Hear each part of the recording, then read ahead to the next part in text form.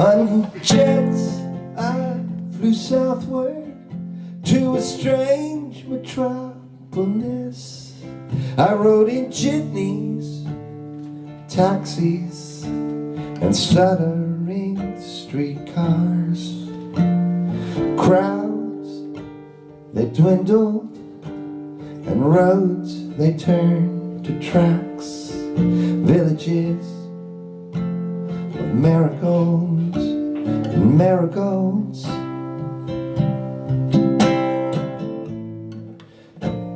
I flew over mountains, I flew over oceans, I walked through the jungle for marigolds.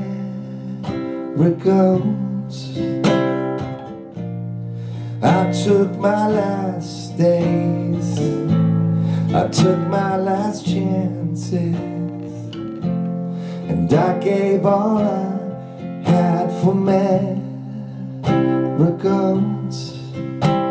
Celebrate the Virgin and the patron of this church.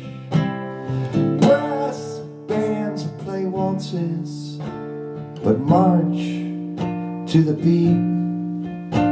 And snaking through the alleys, the Incan gods retreat. Where are you? Marigolds, marigolds. I flew over oceans, I climbed over mountains, I walked through the jungle for marigolds. And I took my last days, I took my last chances, and I gave all I had for marigolds. In a conquistador redoubt, a friendly hotel bar, antique pistols and Cortez on the wall. A babble of voices, and the tower starts its fall. Where are you? Marigold, marigold. I flew over oceans, I climbed over mountains, I walked through the jungle for marigolds. And I took my last days, I took my last chances, and I gave all I had for marigolds.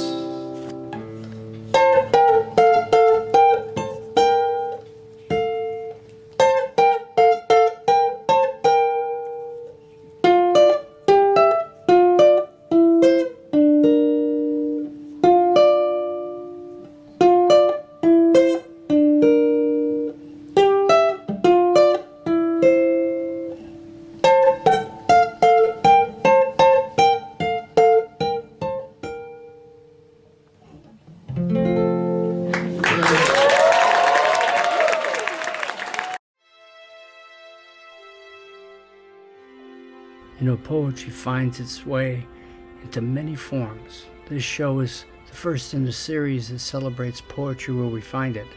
Sometimes in verse, sometimes in song, sometimes just floating, surrounding us. This time, it's in some of my favorite songwriters, and especially in a wonderful conversation I had with Charlotte Muse and Patrick Daly. This is Poetic Friends, Part 1.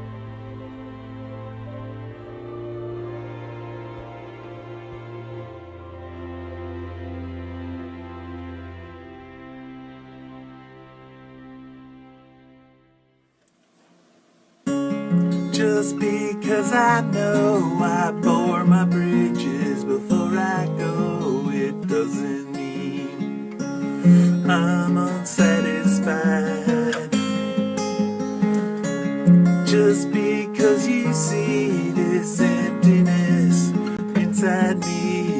doesn't mean I'm as deep as that implies. All you desire is what I wanna find. All my endless waiting was worthwhile. All you require is all I feel inside. Finding hope where the fear subsides. And God, you are so beautiful. Just because you say you wanna be there till I pass away, doesn't mean you won't grow tired of my earnest style, but I will be there always to remind I'm so much more than satisfied. All you desire is all I wanna find. All my endless waiting was worthwhile. All you require is all I feel inside. Finding hope where the fear subsides. God, you are so beautiful. God, you are so beautiful.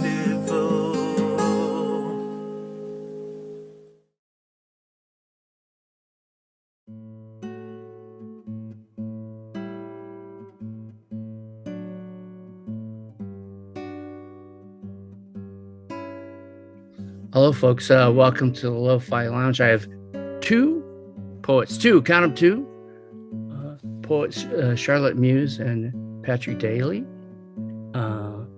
who are connected, but we won't talk about that till the end. But we have two books that are a pleasure to have read and have some questions about. One is In Which I Forgive the River, that's by Charlotte Muse. Grief and Horses by Patrick Daly. So it is a connection that was made through another poet, friend of ours who's been on our show, Phyllis Klein. And I'm glad that both of you guys are here.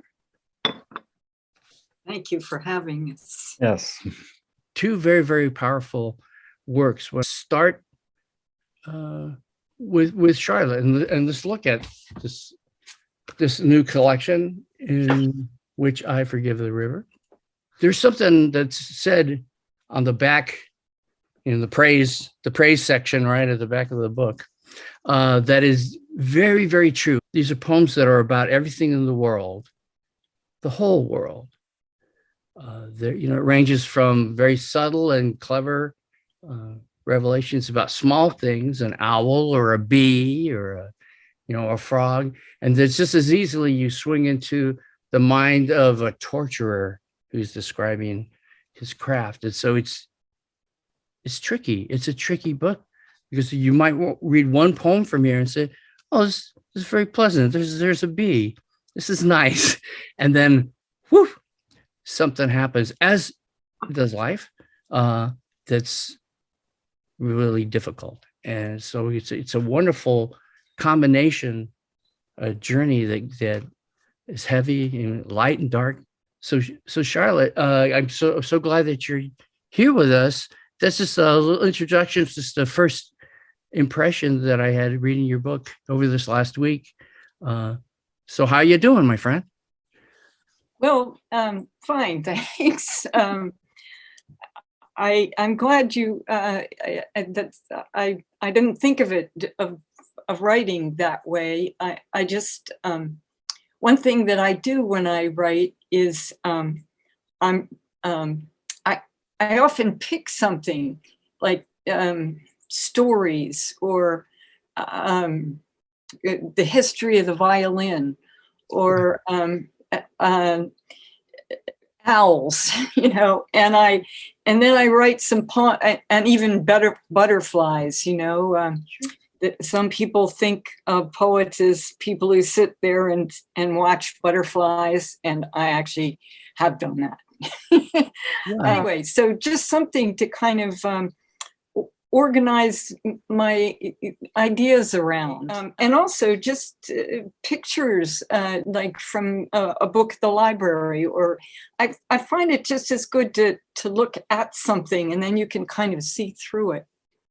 Poems that you have, is there cinematic in a way? The very first poem, Why Are We Afraid of the Road? It gets me in that car. Why You're Afraid of the Road. There is room for one car, but what if the wheels miss and the car hangs over the edge with two tires spinning? You'd be moving frantically against the door, hoping to keep the balance or get out. Never would the yellow dust of the road seem so desirable, the blue sky so thin and threatening, and you a turned-over turtle, a blind bird. Or what if you just drove off the edge because you were tired of all curves and wanted to lie on air? Whether or not spirits come back empty and blue and unable to hold anything, you could say you'd gone into their place in your body. Of course you love life. It holds you as hard as death does. Everything holds you but the air, and this is why you're afraid of the road. I was just going to say that that is one of my favorite poems in the book. Actually, one of my favorite poems Charlotte has written. I think it's a wonderful poem, and I do know the road she's talking about, and you might think you might worry about going off the edge. Yeah, right. That is these are poems, and I think for both of you guys, these are poems about real places. But in that poem, I think you kind of capture that space, and this happens throughout the collection, where the next step has deep significance. When you were putting the collection together, did you know this is my hit here at the beginning? It's really strange because I still keep editing this book in my head, and I still wish I had put these in and not put those in, and I there's a young man I know who's I think is a fine poet, and I said, you need to send your manuscript out. And he said, I can't pick the poems. I can't figure out which ones to put in, and I had to tell him I can't either. I don't know how to do it. I have loads of poems, and every day I wish I'd put that one in and taken this one out or something. I don't know. It's the curse of a creative person is that I think in any field you're never done.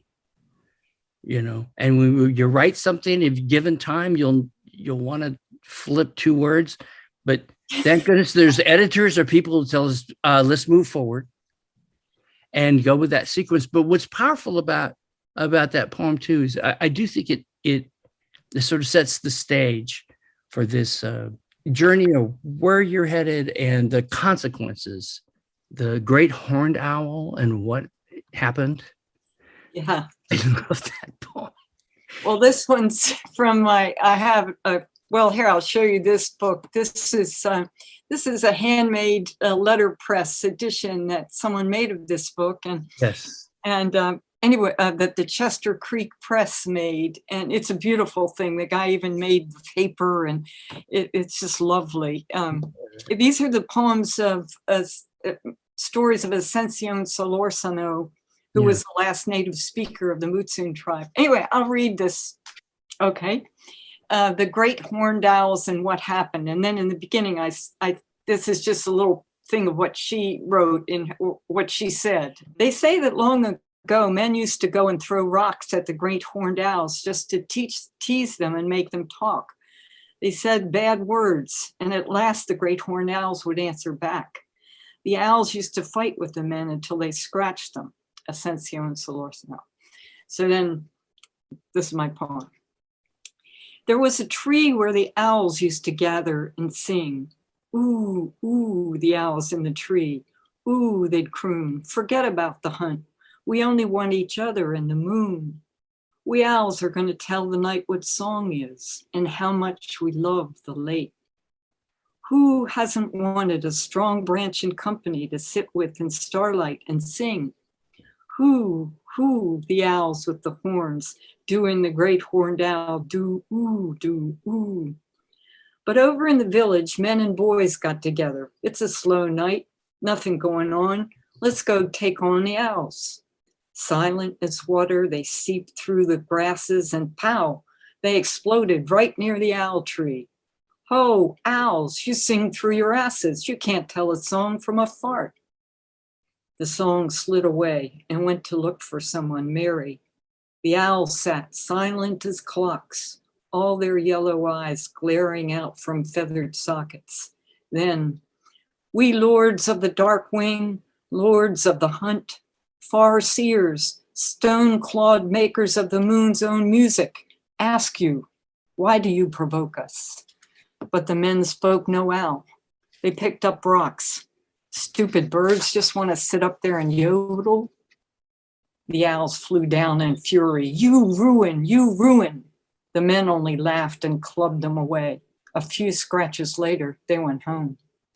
Fuck you, fuck you, fuck you, the owls shrieked into the jangling air. They never came back to the tree. That song in that place is gone. But they bided their time until they got a man alone and swarmed at his face and killed him, then pulled out his eyes. That's what happens when. Who called the dark down? Was it already there, coming out of nowhere to dye the story black? Or does anybody know? I wish I knew. Someone who can tell a different story. Your poem reminded me of a story. James Thurber, these fables, further fables from our time. Oh, and, yeah. Yeah, and he had these wonderful fables that are a little quirky and a little dark. And as soon as I saw the word owl, I was taken to that called the owl who was God. Oh, wow. That's which is great. a conversation the other animals think he's wise because he always answers everything with two words. To who? To wit? To they decide that he's God and they follow him everywhere, even during the daytime when he can't see, and he leads them out in the middle of a road and a car runs them all over and kills them. It's just that conversation with that owl between nature.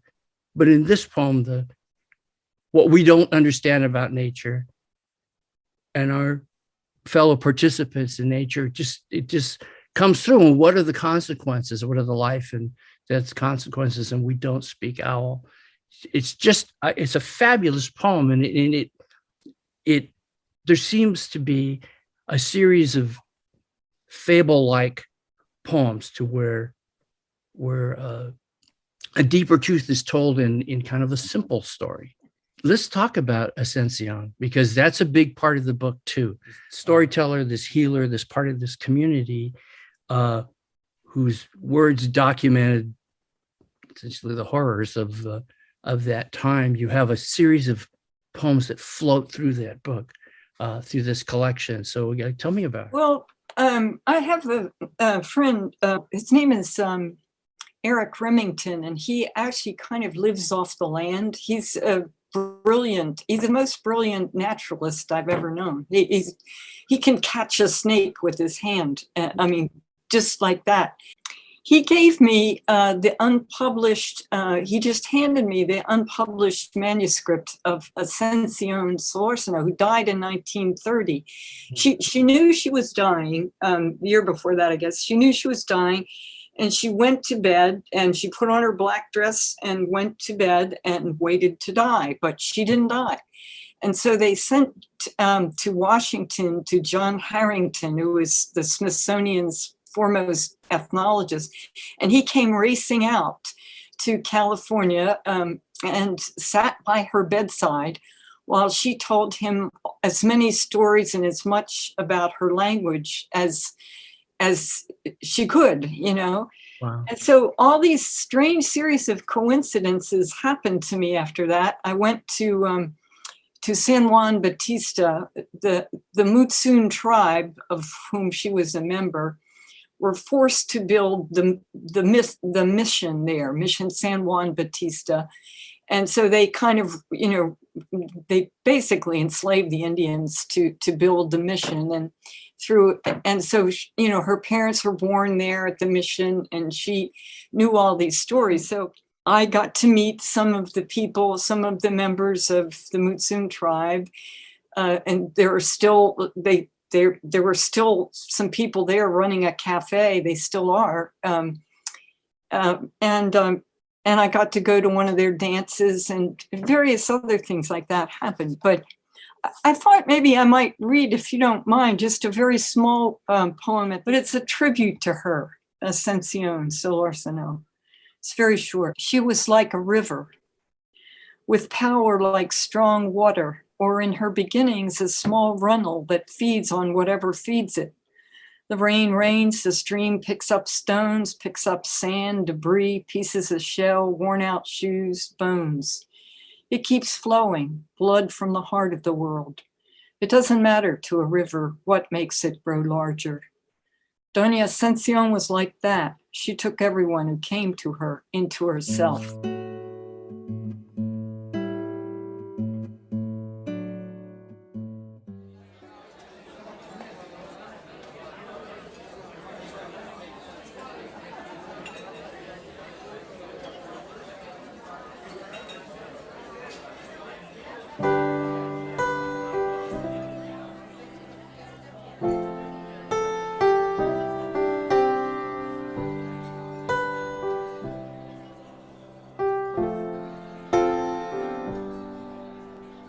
God, if you're there, come down and sit by me. This bar stool is vacant, as empty as my soul. Is that really you, Lord? Can you turn this whiskey into wine? Give me one small miracle, just so I will know.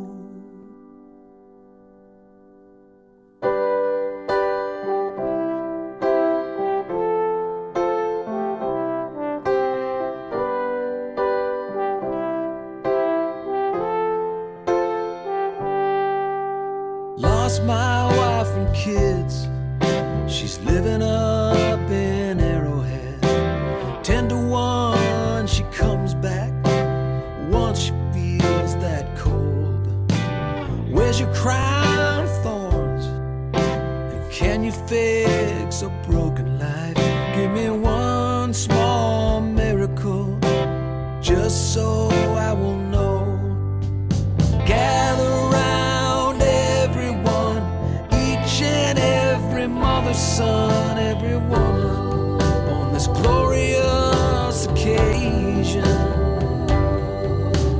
Give the man some room to breathe, he's weary from the centuries and all misinterpretations.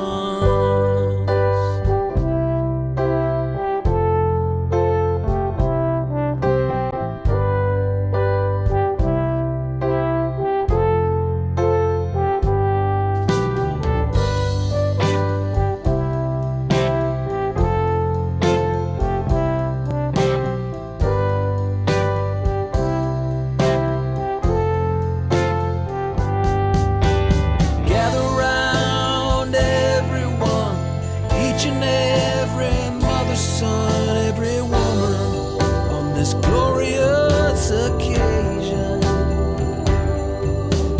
Give the man some room to breathe, he's weary from the centuries and all misinterpretations, all misinterpretations. God, if you're there, come back and fight for me. They're trying to throw me out, Lord, out into that snow. I'm holding on to the door. I'm holding on, I'm holding on. They're beating on my hands, Lord. They're trying to make me go. Give me one small miracle, just so I will know. Give me one small miracle, just so I will know. Give me one small miracle, just so I will know. Give me one small miracle, and I will let it go.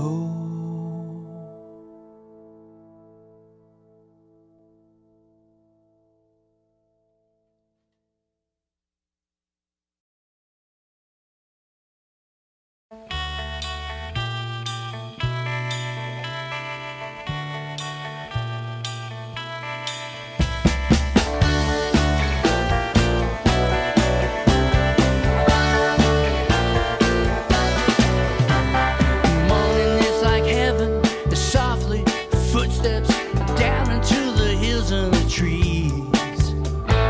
Pouring down like heaven, yellow kindness. We'll get there eventually. Who sets the stage for the way it should be?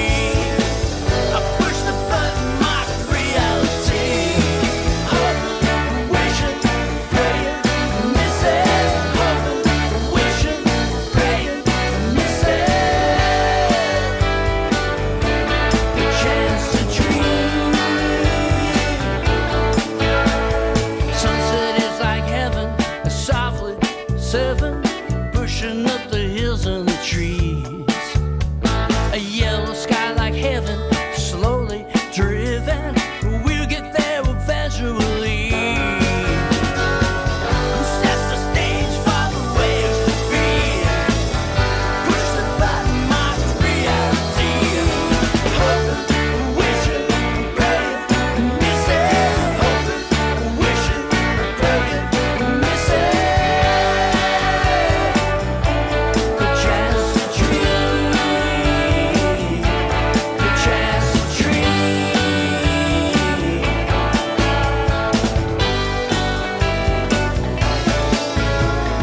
Even set for heaven, stars say 11, rolling across the hills and the trees. An evening sky like heaven, slowly moving. We'll get back eventually.